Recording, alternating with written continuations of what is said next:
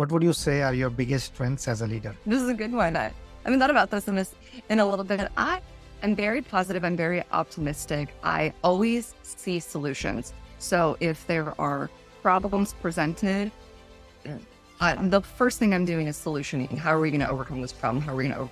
And I think a lot of my sales acumen taught me how to think that way. Because when you're interacting with a prospect, the first thing they teach you is how do you overcome objection? How do you overcome this? How do you overcome that? And so that early tutelage got me thinking in the same way as it relates to my business. And so people see me as not as anyone that's going to come down on them or anyone that's going to be angry. They see me as, oh my gosh, she's going to help lead me to the solution. So that's really good. The positivity, I think, is really good. We went through a couple hard years in tech, and maintaining that, look, I see the light. Let's keep following that light mentality, I think really helps keep people in the clouds rather than, because things can spiral into toxicity really quickly. And then I hope this conversation has showed you I'm very open, I'm very transparent, I'm forthcoming with information. And I think that helps people recognize that they always know where they stand, which gives a sense of security and safety. I'm also like that when it comes to hard feedback or constructive criticism.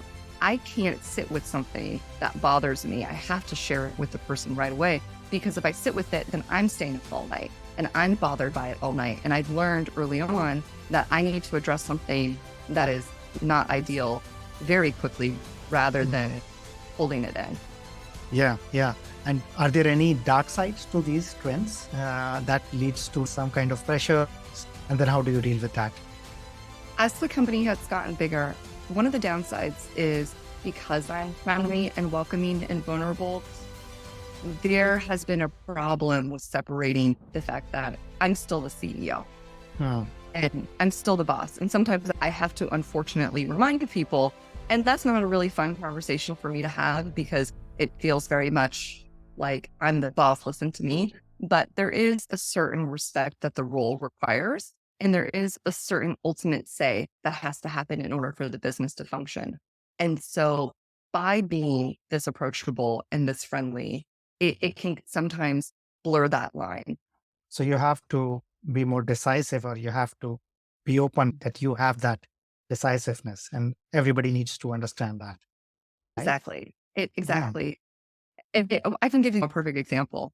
We were talking about cutting the marketing spend completely. And I have mentioned it a couple times, and this happened just yesterday.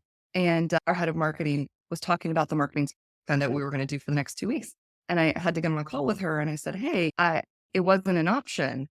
It was a statement. And I didn't say it rudely or anything. And it was just totally a misunderstanding. But the fact that we're cutting the marketing spend, it was not a suggestion. It was, we are cutting the marketing spend. It is going to zero. It is going to zero today. Yeah. And with all the accountability, right? Because you have to be decisive in order to be accountable for Yes. not just your investors, but all your employees and all your customers as well.